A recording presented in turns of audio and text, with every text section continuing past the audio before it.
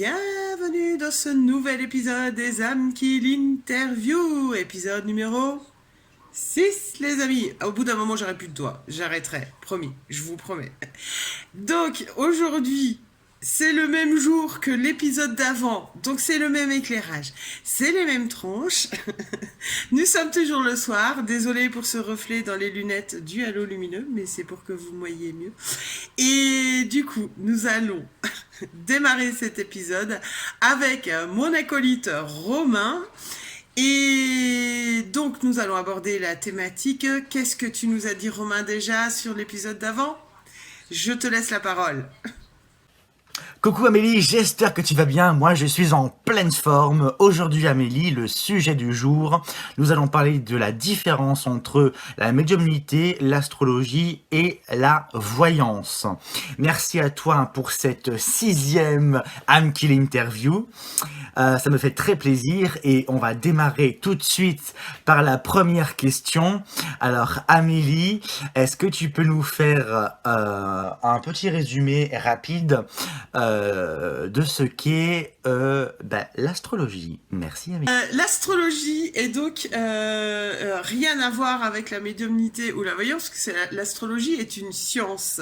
C'est une pratique qui s'étudie, qui se quantifie, qui se calcule, etc., en fonction des positions des planètes et tout ce que l'on veut. Donc, ça n'a vraiment rien à voir avec la médiumnité ou la voyance. C'est un outil complémentaire pour les gens qui souhaitent mieux se connaître, je pense, surtout, et avoir des plans d'acquisition personnels. Alors Amélie, j'aimerais t'emmener sur un terrain assez glissant, car en tant que médium, on y est souvent confronté. J'aimerais bien que tu fasses la distinction entre la médiumnité et la voyance, car ce sont deux activités complètement différentes, mais qui malheureusement dans le monde de la spiritualité n'est pas perçue comme elle le devrait, et souvent les gens confondent les deux. Donc est-ce que tu peux nous expliquer la différence entre être médium et être voyant, s'il te plaît? C'est quelqu'un qui va lire dans des lignes de temps ou interpréter les messages dans des lignes de temporalité. Le médium, il n'est pas forcément là pour ça. Il a la voyance en lui, mais le médium, il réceptionne. Il n'est pas forcément dans l'interprétation d'un tirage, d'un pendule, etc. Ça va être des outils qui vont lui permettre d'accéder à une forme de canalisation, mais son outil principal n'est pas son support. Le médium, il exerce de par ses canalisations, son intuition, sa compréhension, sa part d'empathie, de psychologie, tout ça entre en ligne de compte. Et souvent, le médium est quand même un guérisseur instinctif, intuitif. Il n'est pas forcément formé, il peut l'être à des techniques, mais il n'est pas forcément formé. La médiumnité ne sert pas à vous dire que demain vous allez vous casser un bras ou une jambe, que dans 2 jours la voiture elle va se prendre un poteau, que votre canapé est de couleur rouge et que votre chat boit du lait au lieu de l'eau ou je sais pas quoi. Non, ça sert pas à ça du tout. Un voyant peut vous le dire. Et encore, c'est pareil. Le voyant va vous dater des choses, mais il se peut parfaitement que rien n'arrive, parce que toutes ces prédictions appartiennent aussi à votre être, à l'être humain que vous êtes. C'est-à-dire que vous avez des choses à mettre en action pour que ça arrive, ou que ça n'arrive pas. Donc ça va dépendre de ce que vous allez traverser entre la prédiction et la datation, ça va dépendre de l'état dans lequel vous êtes, ça va dépendre de plein de choses énergétiquement parlant.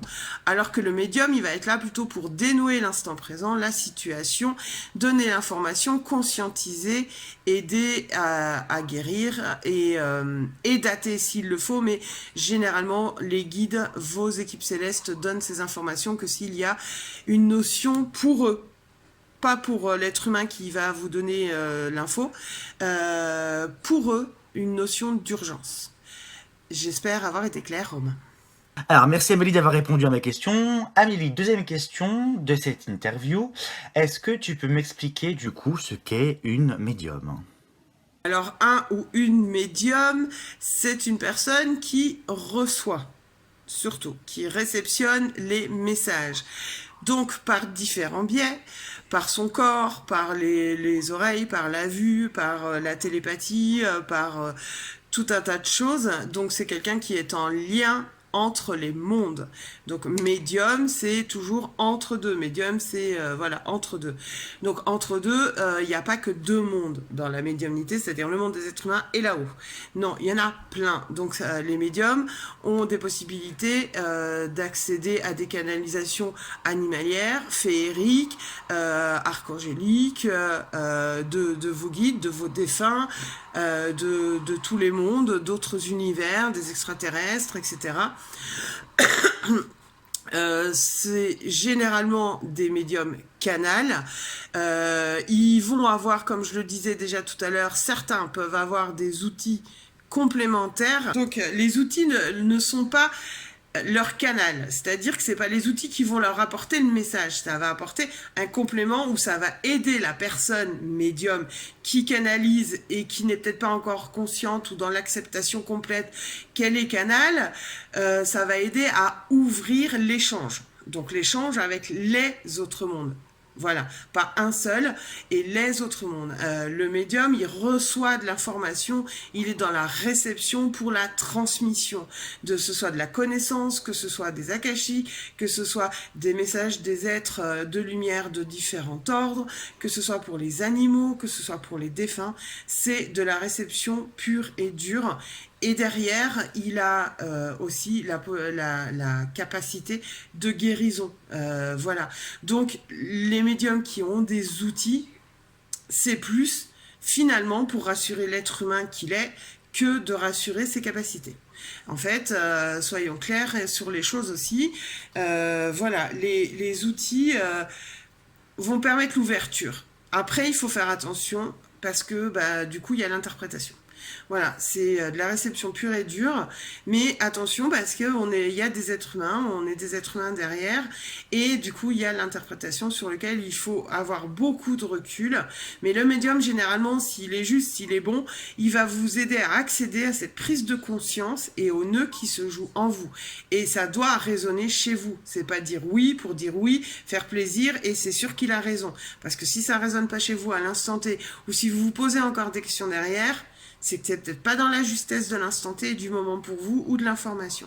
Mais le médium, il est là pour positionner les choses à l'instant présent. Est-ce que tu souhaites rajouter, toi, autre chose? Parce que tu es aussi médium, donc c'est intéressant aussi d'avoir ton point de vue là-dessus. Alors non, moi de mon côté, je n'ai rien à ajouter. Tu as très bien expliqué la fonction de nous, du coup médium. Donc voilà. Donc merci Amélie d'avoir répondu à mes questions. Alors Amélie, pour poursuivre cette interview, j'aimerais te poser la question suivante. Est-ce que dans la médiumnité, on peut mélanger, s'aider de supports que des voyants peuvent avoir? Est-ce qu'on peut, si tu veux, quand on doit faire par exemple une transmission de message ou une connexion, est-ce qu'on peut utiliser des supports que les médiums aussi, eux, ont à leur disposition? Alors en soi, oui, il n'y a pas de frein à ça. Pour autant, c'est toujours pareil, c'est l'interprétation. C'est-à-dire que généralement, une forme de logique médiuminique, c'est que le médium va vous faire ce qu'on appelle une guidance. Donc, il va vous transmettre très spontanément. S'il a besoin de passer par de l'écriture intuitive avant, il va écrire, etc. Mais il va vous transmettre très spontanément des informations sans avoir forcément besoin de questions ou autres qui seront nécessaires à votre vie à l'instant T. Donc il va réceptionner, il va vous transmettre les informations, vous aider à les comprendre, vous aider à les intégrer. Donc c'est le travail là qui intervient en tant que guérisseur, médecin du ciel.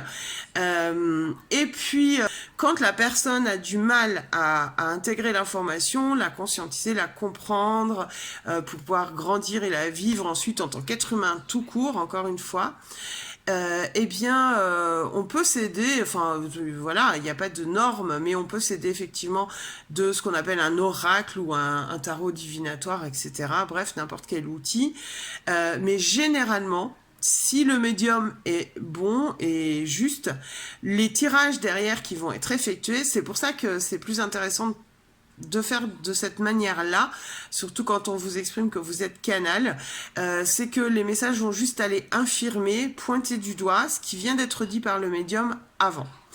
Et ça va donner à la personne quelque chose, une carte, un message, ou une méditation, ou un petit rituel à mettre en œuvre avec les oracles.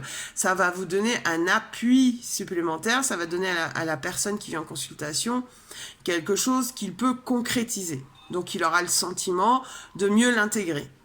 Mais en soi, il n'y a pas de porte ni de règle par rapport à ça. Et comme je disais tout à l'heure, il y a des très très bons cartomanciens parce qu'en fait, ils sont pas toujours tous conscients qu'ils sont en canalisation lors d'un tirage de cartes, en fait, par exemple. Ils peuvent délivrer une information très très juste parce que au final ils vont prendre leur support, mais ça ouvre le champ entre les mondes et ils délivreront la bonne information. Donc il n'y a pas de règle en soi, mais l'important c'est toujours pareil, c'est que c'est pas d'aller voir quelqu'un pour consulter pour avoir des réponses à de la voyance et avoir des réponses à l'instant T sur qui on est, où on va, qu'est-ce qu'on a besoin de comprendre. Et les réponses qu'on vous apporte, il faut aussi qu'elles vous parlent. Si elles ne vous parlent pas, c'est que c'est pas juste, c'est que c'est pas bon, c'est que l'information ne colle pas, etc. Mais ne cherchez pas à faire un rendez-vous de guidance pour avoir de la voyance, parce qu'il y a énormément de confusion. Même les médiums, ce qui se disent médiums, finalement font des guidances avec énormément de voyance et des réponses de voyance, et on n'est pas du tout dans de la guidance. Guider, c'est guider. Voir, c'est voir. C'est pas la même définition juste dans le dictionnaire déjà de base. Donc voilà, pareil, si tu souhaites exposer ton point de vue, ça peut être cool. Bah écoute, oui Amélie, c'est vrai que la confusion, elle apparaît énormément. Et c'est vrai que nous, en tant que médium, on est plus dans la transmission, comme tu le disais si bien, que dans la prédiction avec des supports divers. Alors, moi, par contre, j'utilisais il y a quelques années quelques supports quand même à mes tout débuts de connexion. Donc, c'était quand je recevais des messages que j'écrivais sur une feuille. En fait, je me faisais ma confirmation d'avoir bien compris les choses par un tirage de cartes. Je me suis rendu compte au fur et à mesure du temps que c'était pas forcément nécessaire et que du coup ça pouvait même parfois un peu fausser la validation de ce que j'avais compris. Donc j'ai arrêté la vérification des informations que je recevais et finalement après avoir fait ça, si tu veux, les messages, j'avais plus confiance, si tu veux, dans les messages que je recevais, et c'était aux trois quarts toujours exact. Après, ça peut arriver, mais tu vas me dire ce que tu en penses aussi. Ça peut arriver de temps en temps en fait, d'essayer d'entrer en contact. Je mets des grosses guillemets parce qu'on n'est pas non plus dans appeler les esprits proprement purs et durs. C'est vraiment une connexion, donc c'est encore différent. Comment dire? Et du coup, ça m'est déjà arrivé de, par exemple, si tu veux, en voulant me connecter à quelqu'un, étant donné qu'ils ne sont jamais tout seuls, on n'est jamais tout seul dans l'autre monde, je me suis trompé et hop, je me suis connecté à la personne à côté. Alors je sais pas si toi, de temps en temps, ça te le fait, pour ensuite, si tu veux, comment dire, se rendre compte et puis se reconnecter à la bonne personne. Donc voilà, moi ça m'est déjà arrivé. Je voudrais avoir aussi un peu ton point de vue là-dessus. Puis après, je vais enchaîner avec une autre question qui m'est venue pendant en fait ton explication précédente. Oui, bien sûr que ça m'est arrivé en fait de recevoir des messages. Alors plus, non, pas en guidance, plus en contact défunt. Ou en contact défunt, parfois de capter l'âme d'une personne qui va être à côté du consultant ou autre, donc une personne qui est pas du tout morte, qui est à côté, qui est là. Et J'ai compris, moi, au fil du temps, enfin, à force de le faire, ou l'animal, même à côté, qui peut être en vie aussi. C'est toujours pareil. Notre âme, c'est une âme qui, enfin, bah voilà, hein, c'est une âme qui lit. Donc, elle lit l'information à l'instantané. Donc, elle réceptionne à l'instantané. Et donc, si on réceptionne une information d'une âme proche, non défunte, quand on est en contact défunt, par exemple, c'est parce que il y a une utilité pour le consultant à comprendre quelque chose par rapport à son fils, sa tante, son oncle, j'en sais rien. Mais il y a toujours une raison. Il y a toujours une raison juste et il y a une utilité pour le consultant à comprendre et intégrer une information.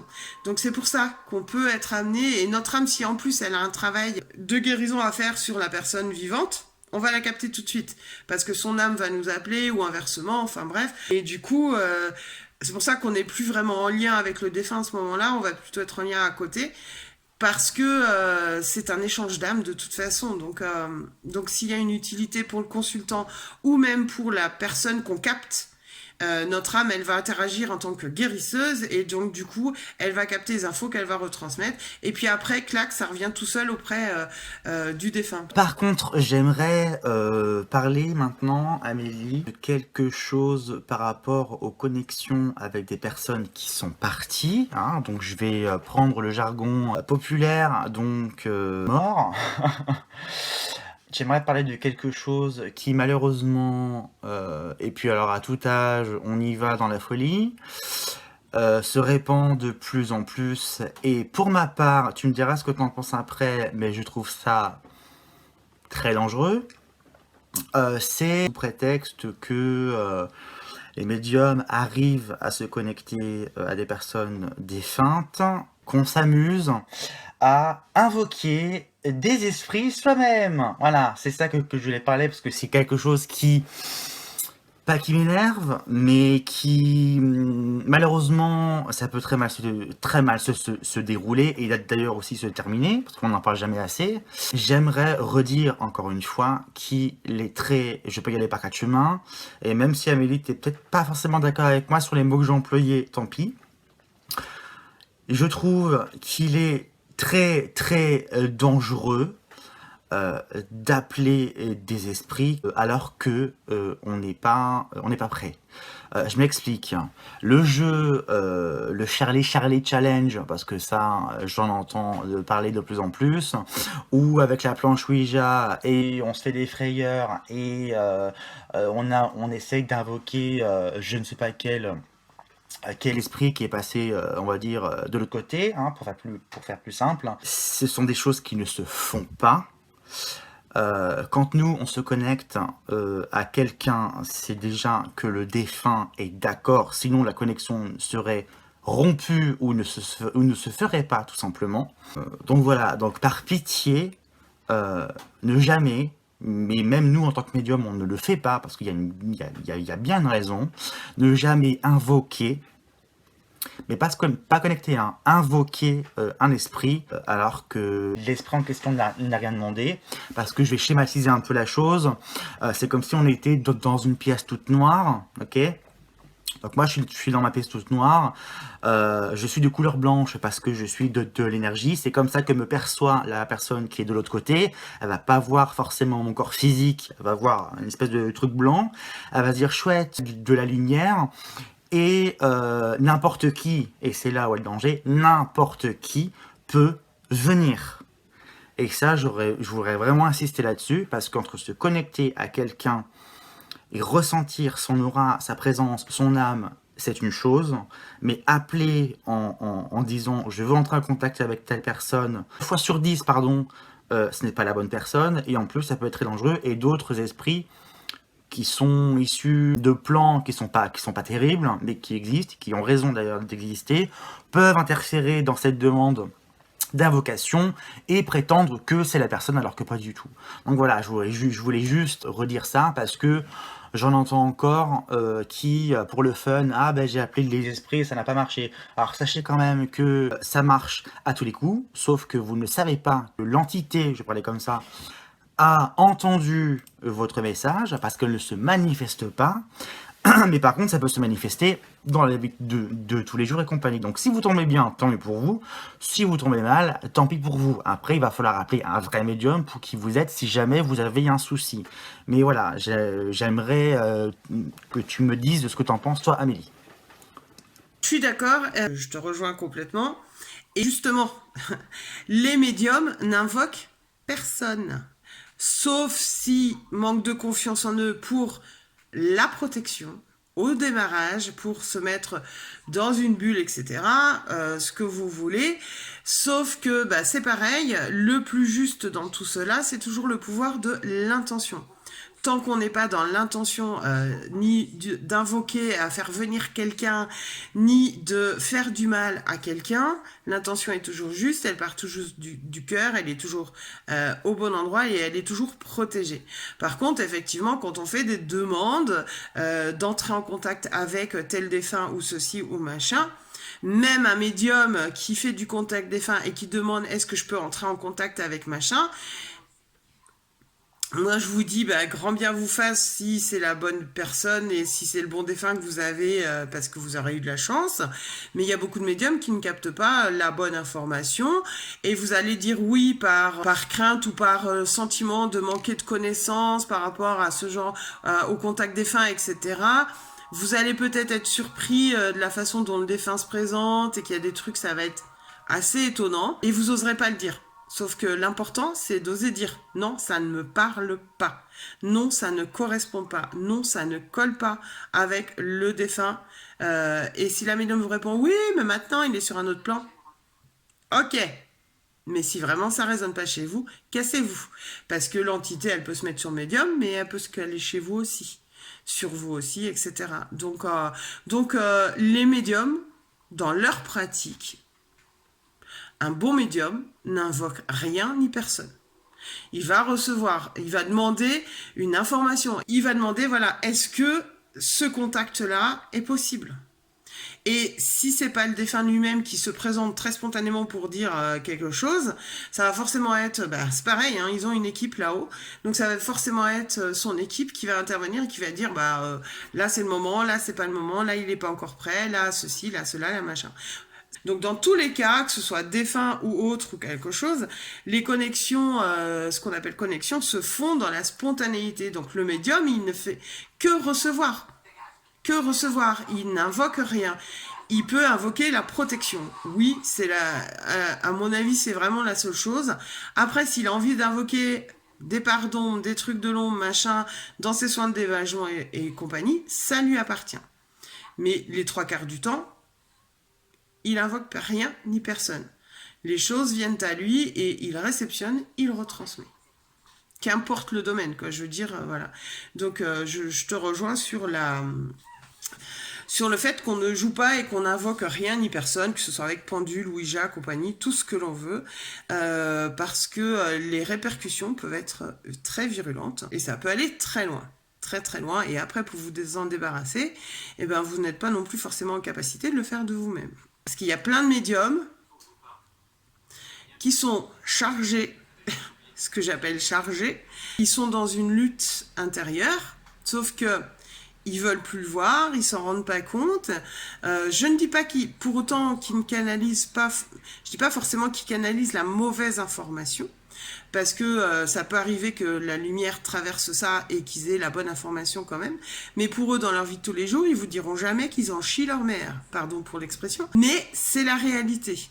Et parce qu'ils sont chargés, parce qu'il y a des entités, des énergies, des choses collées à eux. Et puis après, ces gens-là, ils vont se permettre de faire des soins collectifs. Des choses comme ça. Et en fait, ils se rendent même pas compte que eux-mêmes sont dans cette charge, en fait. Donc, faites très attention et soyez toujours à l'écoute de vous, en priorité. Mais le médium, il n'invoque rien ni personne. Là-dessus, je te rejoins complètement. Merci Amélie de souligner ça parce que c'est très très important. Et encore une fois, quand on veut invoquer quelqu'un, c'est pas on n'invoque pas quelque chose, on invoque quelqu'un qui aujourd'hui n'a plus de corps physique, mais ça reste quand même une personne, je vais mettre des guillemets, à part entière, ça reste quand même quelqu'un avec des sentiments. Donc voilà, c'est comme si en fait moi vous arrêtez pas de m'appeler sur mon téléphone portable, mais H24 et en insistant. Au bout d'un moment, je vais vous envoyer chier. Voilà. Et c'est comme si mon téléphone en fait servait pour 40 personnes. Donc vous imaginez un peu le bordel. Donc voilà. Donc je voulais vraiment ressouligner le fait que ce sont quand même des personnes avec un vécu, des bagages et qui sont en plein travail et qu'il ne faut sous aucun prétexte les invoquer car il ne faut surtout pas les déranger. Ils viennent d'eux-mêmes, ils viennent pas, c'est pas grave, c'est pas la fin du monde. On est là pour vivre notre vie humaine. On n'a pas le droit de venir intrusivement dans leur monde à eux. Parce que si l'inverse se produisait, vous imaginez pas le bordel que ça pourrait engendrer si nos deux mondes s'empiétaient réellement. On se retrouverait dans des films de science-fiction, hein, et du coup, on pourrait plus vivre notre humanité normalement, et la compréhension des choses ne se ferait absolument plus, donc on ne servirait quasiment plus à rien, et voilà. Ok Amélie, alors Amélie, est-ce que tu veux qu'on approfondisse encore un petit peu, ou est-ce que tu veux que le sujet, on le clôt comme ça?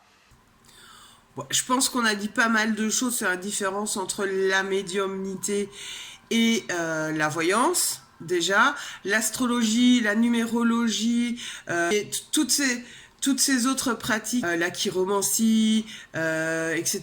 Toutes ces pratiques-là, généralement, sont des pratiques d'apprentissage. Voilà, il y a des gens, il y a des techniques, il y a des choses. Voilà, le médium, lui, il est dans la réception uniquement pour la transmission et la guérison et la conscientisation du consultant à l'instant T, parce que ça peut changer 3 mois après en fonction de ce que le consultant aura mis en œuvre ou pas et aura conscientisé ou pas de l'information qu'on lui a transmise. Et le voyant, généralement, il va dater, il va vous donner des choses précises, etc. Même si le médium est voyant. Donc les notions de voyance, elles interviennent dans les guidances, c'est évident, parce que vos guides, s'ils ont une information importante à vous transmettre et à vous dater, ils vous la donneront. Si c'est important pour la compréhension de l'instant présent, si c'est important sur le plan émotionnel, souvent c'est lié au sentimental, enfin il y a souvent des questions liées au sentimental, au professionnel, etc., parce que c'est lié à vos émotions. Donc pour vous libérer des émotions, ils vont vous apporter une forme de datation, une voyance, quelque chose de précis par le médium qui fait la guidance. Mais lui, son travail derrière, c'est de vous intégrer la compréhension de cette information, même si c'est de la voyance. Alors que la voyance pure, on va juste vous donner des réponses. Oui, non, à telle date, à telle période. Oui, c'est possible. Oui, il y a un retour. Oui, il n'y a pas ceci. Oui, il n'y a pas cela. Mais vous n'aurez pas forcément la possibilité de conscientiser, d'intégrer l'information. Donc cette partie de guérison que le médium a spontanément dans sa transmission, parce qu'il transmet de la connaissance et il transmet de l'intégration. Donc je pense que, pour moi, on a fait le tour de la question. On a été long, même cette vidéo sera longue du coup, parce qu'on a insisté sur le fait que vous vous sentiez bien en adéquation pendant un rendez-vous, qu'une guidance c'est pas la même chose qu'une voyance, et que un contact défunt n'est pas une voyance non plus, et de faire attention aussi de comment le ou la médium que vous consultez pratique. Faites attention, et si ça cadre pas avec vous, partez. Ne dites pas oui pour faire plaisir et en étant sûr que l'information est celle qui vous correspond. Si ça ne vous parle pas, vraiment pas. Après, attention, parce que voilà, on va revenir aussi sur le consultant. Il a le plan mental qui est très important. Et des fois, des gens vont dire non à tout, mais parce qu'il est dans le plan mental. Il n'est pas dans cette sensation d'ouverture qu'il croit avoir en lui. Ça, c'est au médium de faire la part des choses et c'est au médium aussi de le transmettre. C'est la même chose. C'est important que le médium vous le transmette, si tel est votre cas. S'il y a un blocage mental, mais c'est pas une difficulté ou pour vous culpabiliser, c'est important que le médium vous transmette l'information en vous disant non, ça ne rentre pas, ça ne s'intègre pas, parce que ton schéma mental est comme ça, parce que ton schéma mental ne lâche pas l'information, etc. Donc après, le médium, il va avoir une autre approche. S'il est juste avec vous, il aura une autre approche. Mais ça, il devra vous le dire. Ça veut dire sinon qu'il fait du vent, pour faire du vent. Merci Amélie de ton intervention. Merci Amélie, encore une fois, même si je te le dis souvent ce mot, d'avoir répondu à toutes mes questions. Ça me fait toujours très plaisir de faire ces interviews avec toi. Pour vous qui nous regardez, merci aussi à vous de nous suivre dans ces âmes qui l'interview. N'oubliez pas de liker si vous aimez nos contenus et de partager aussi les vidéos, on ne le dit jamais assez. Et n'hésitez pas aussi à émettre des commentaires car cela peut nous aider pour notre travail sur les vidéos.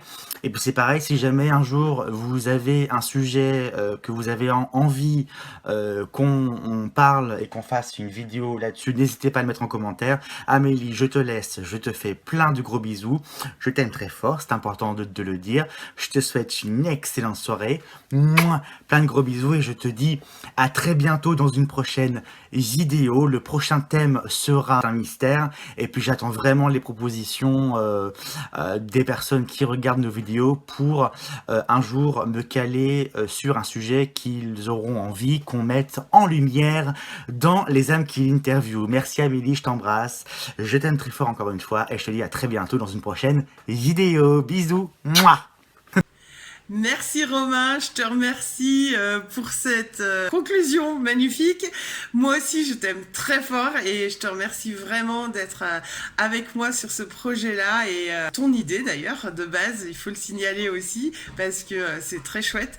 Et du coup, abonnez-vous, likez, commentez la vidéo, partagez-la, mettez-nous tous les commentaires que vous voulez sous cette vidéo et pour que effectivement on aille plus loin ou que on vous propose des vidéos thématiques sur lesquelles on n'aurait pas pensé de nous-mêmes parce qu'on est dedans, du coup ça nous semble simple. Je vous embrasse, je vous remercie pour tout, je vous remercie de nous suivre, je vous remercie de partager, de liker et de donner de la force à toutes ces vidéos et à tout notre travail et nos interventions de cette manière-là. Bisous!